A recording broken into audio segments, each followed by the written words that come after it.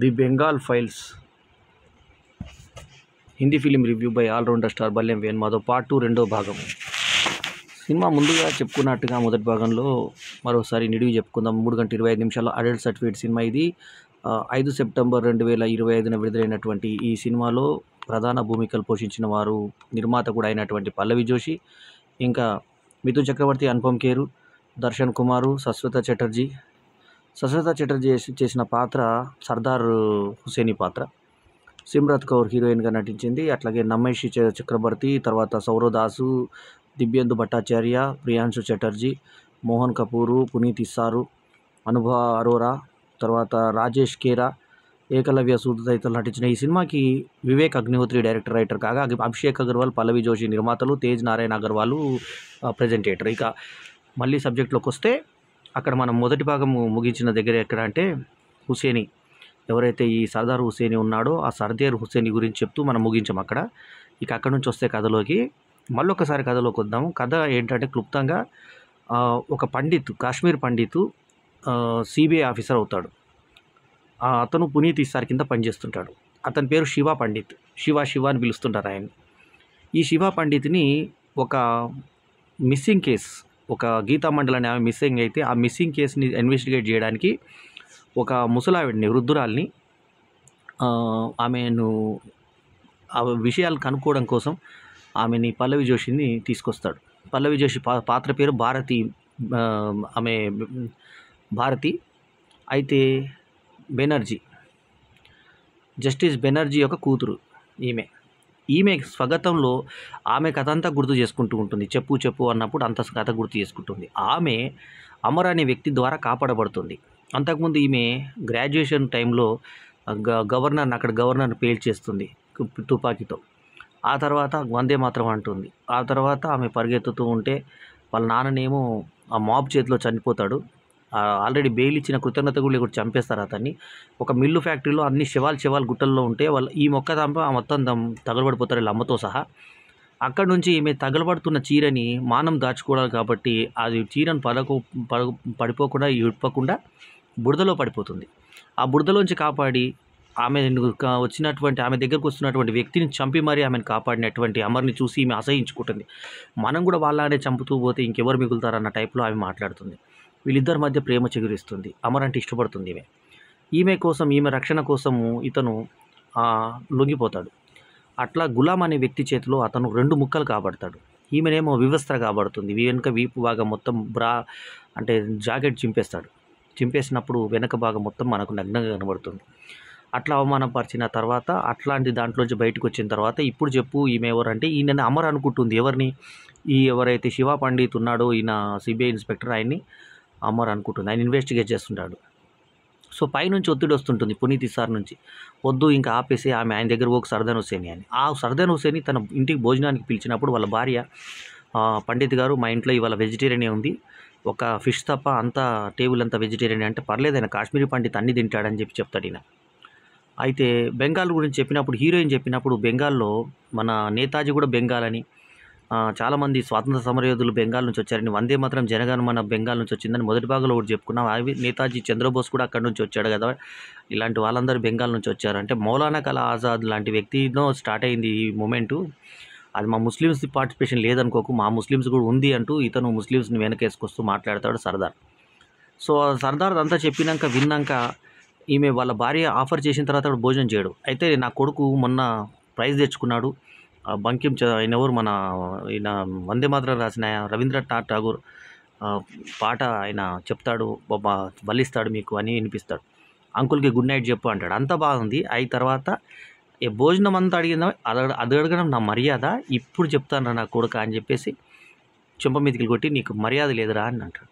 నన్ను సిబిఐ ఇన్స్పెక్టర్ని కొడతావా అంటే కొడతాను నేను అని చెప్పేసి 2 బందూకులు ఆయన కంతకు పెట్టి వేరే వాళ్ళ ద్వారా కొడతాడు. మళ్ళీ ఇతను చాలా అవమానంగా ఫీల్ అవుతాడు. వెళ్ళి కాళ్ళ మీద పడిపోతాడు ఆమె దగ్గరికి వెళ్ళి, పల్లవి చేస్తే నేను ఒక నపుంసకుని వేస్ట్ అమ్మా నేనని.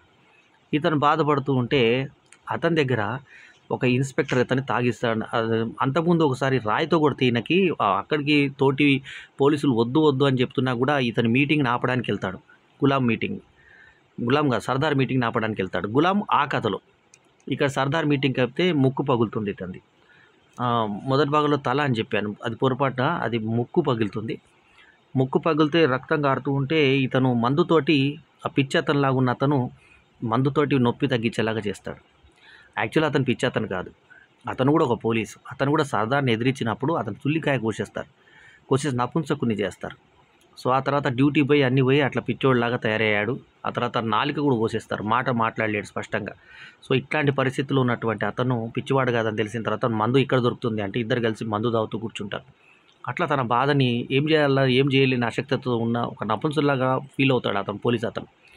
సో పోలీస్ సార్ చెప్తే వచ్చి నిన్ను చిన్నప్పుడు మీ అమ్మ నా చేతిలో పెడితే నిన్ను మంచి దారిలో పెడదాన్ని నేను ఇది చేస్తానంటే, అయితే మా అమ్మ అప్పుడు కష్టపడ్డప్పుడు డిఎస్పీ మీరేనా అని చెప్పేసి అడుగుతాడు. నేనే అని చెప్తాడు ఇతను. నా కొడుకు లాంటి వాడివి నువ్వు అని చెప్పి దగ్గర తీసుకొని ఆలింగనం చేసుకుంటాడు.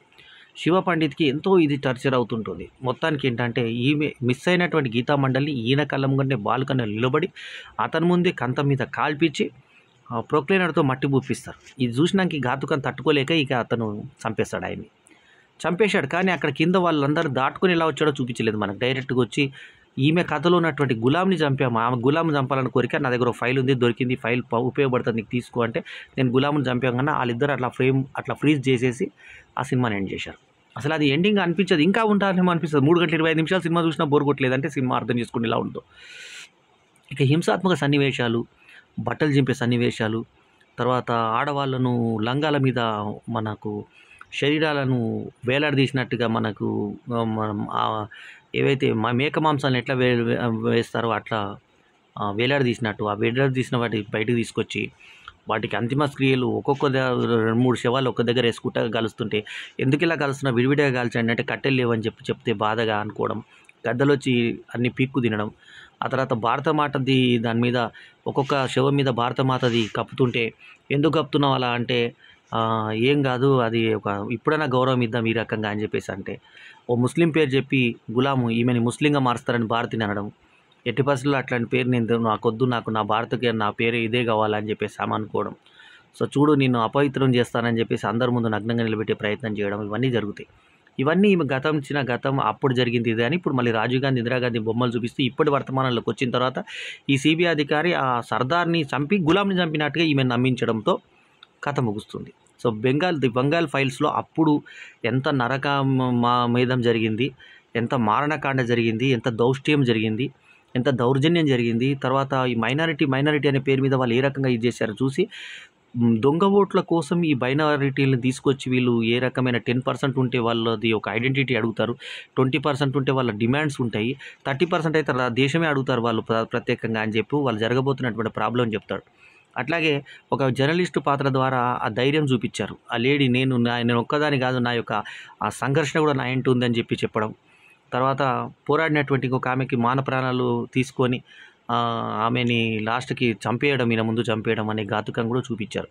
సో అక్కడ స్వాతంత్ర పార్టీషన్కు ముందు జరిగినటువంటి పోట్లాట్లు ఏ రకంగా ఉన్నాయి, ఆ జిన్నా వాళ్ళందరి సంభాషణలు ఏ రకంగా ఉన్నాయి, నెహ్రూ గాంధీల పార్టిసిపేషన్ ఏ రకంగా ఉంది, నెహ్రూ గాంధీలు ఏ రకమైన నిర్ణయం కొంతమంది తీసుకొని ఏ రకంగా పార్టిషన్ చేశారనేది కూడా విమర్శగా చూపిస్తూ గాంధీ చేసినటువంటి అహింసావాదాన్ని కూడా కొందరు వ్యతిరేకించారని చెప్పి హింస కూడా కావాలని చెప్పేసి ఒక కటికతను ఉంటాడు. అతను బ్రాహ్మడు కానీ కటికే పని చేస్తాడు. ఆయన హింసావాదాన్ని నమ్ముతాడు. నేను మీరేమనుకోదు, నేను మీకు పాదాలకు నమస్కారం చేస్తాను కానీ నేను మాత్రం హింసావాదాన్ని నమ్ముతాను అని చెప్పేసి నమ్మి అతను అందరినీ మహంకాళి దేవత ఆరాధకుడుగా ఉంటూ అక్కడ అందరినీ చేర్చి ఆ ధైర్యం నేర్పిస్తాడు. అట్లాగే చౌదరి కూడా ధైర్యంగా ఉంటాడు కానీ చౌదరిని అందరి కుటుంబ సభ్యుల ముందే దారుణంగా చంపేస్తారు.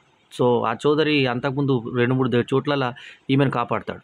సో అది ఈ రకంగా అమరు కథ, చౌదరి కథ, ఆ తర్వాత ఈ యొక్క బుచ్చర్ కథ, ఎవరైతే ఆ కటికాయన ఉన్నాడో బ్రాహ్మడు ఆయన కథ, ఇవన్నీ చూపిస్తూ ఇటు వర్తమానము అటు గతము రెండు చూపిస్తూ బ్యాలెన్స్ చేసుకుంటూ పల్లవి జోషిని సిమ్రత్ కౌర్గా మనకు యంగ్లో చూపించినప్పుడు ఈమె ముక్కు ఆమె ముక్కు పోలేదు. అది కొంచెం చూసుకోవాల్సింది. ఈమె పొట్టిగా ఉంటుంది, ముక్కు నొక్కినట్టు ఉంటుంది ముక్కు. ఆమెనేమో చాలా అందగత్తి, విపరీతమైన అందగత్తి ఆమె సిమ్రత్ కౌర్. సో సరే యవ్వనంలో బాగుంది అన్న మీనింగ్ ఒక్కటే మనము కొంచెం ఫీలింగ్ అనుకోవాలి సినిమాటిక్గా కాబట్టి. సో అవి కూడా దగ్గర పోలికలు ఉంటే బాగుండేది. సినిమా చాలా బాగా తీశారు. ముఖ్యంగా అనుపమ్ ఖేర్ పాత్ర కూడా గాంధీ పాత్రలో రాణించిన కొంచెం డైలాగ్ డిక్షన్ కొంచెం మార్చుకోవాల్సింది, ఇంకా కొంచెం పాత పద్ధతిలోనే వెళ్ళాడు. చూడడానికి మాత్రం లుక్స్ మాత్రం గాంధీలాగానే అనిపించాడు. అందరిలోకి బాగా దర్శన్ కుమార్ చేశాడు. దర్శన్ కుమార్ తర్వాత సిమ్రత్ కౌర్ చేసింది. సిమ్రత్ కౌర్ పిరుదుల మీదే మన కెమెరామెన్ ఫోకస్ ఎక్కువ చేశాడు. మొదటి భాగంలో ఒకటి చెప్పుకున్నాం. పిల్లల్ని ఎక్కువ కదలికలు, ఆమె పిల్లల కదలికల్ని అలా తొంగి తొంగి వెళ్తుంటే ఆమె వెనకాలే కెమెరా పరిగెత్తిచ్చాడు. ఇంకో దగ్గర కూడా అలా వంగి పైకి లేచినప్పుడు కూడా పిరుదుల మీదనే ఫోకస్ చేశాడు. 2-3 దగ్గర కూడా ఇంకా గాంధీజీ ఒక లేడీతో నడుస్తున్నప్పుడు కూడా ఆ పిరుదుల మీదే ఫోకస్ చేశాడు. ఆ పిరుదుల మీద బాగా ఫోకస్ చేయడం కెమెరామెన్ని గమనించవచ్చు. అతని చిలిపితనాన్ని, ఆ చిలిపి దృష్టిని గమనించవచ్చు మనం. సో మొత్తానికి ఏంటంటే నిర్మాతగా అభిషేక్ అగర్వాల్ మళ్ళీ కాశ్మీర్ ఫైల్స్ తర్వాత మళ్ళొక హిట్ కొట్టినట్టే. అట్లాగే పల్లవి జోషి కూడా ఇందులో కూడా ఉంది. వివేక్ అగ్నిహోత్రికి మంచి మార్కులు పడతాయి డైరెక్టర్గా, రైటర్గా. ఈ సినిమాకి నేను ఇస్తున్న రేటింగ్ 4/5. ఈ ఒక్క భాగంలో చెప్పలేక మళ్ళీ 2 భాగాలుగా చెప్పడం జరిగింది ఈ రివ్యూని.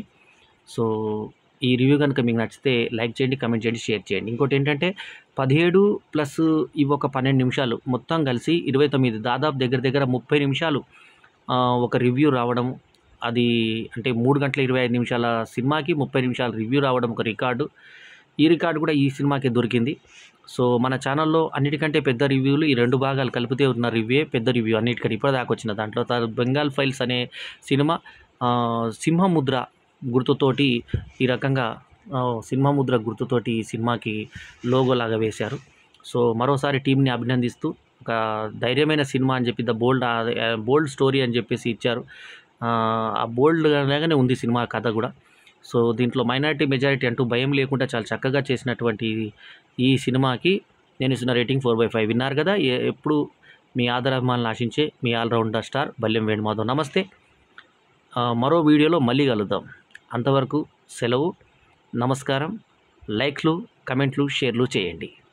మీ ప్రోత్సాహమే మా ఉత్సాహం. ది బెంగాల్ ఫైల్స్ రివ్యూలో మనం ఉన్నాం. ఈ భాగాన్ని అందరికీ షేర్ చేయండి. నమస్తే. జై హింద్.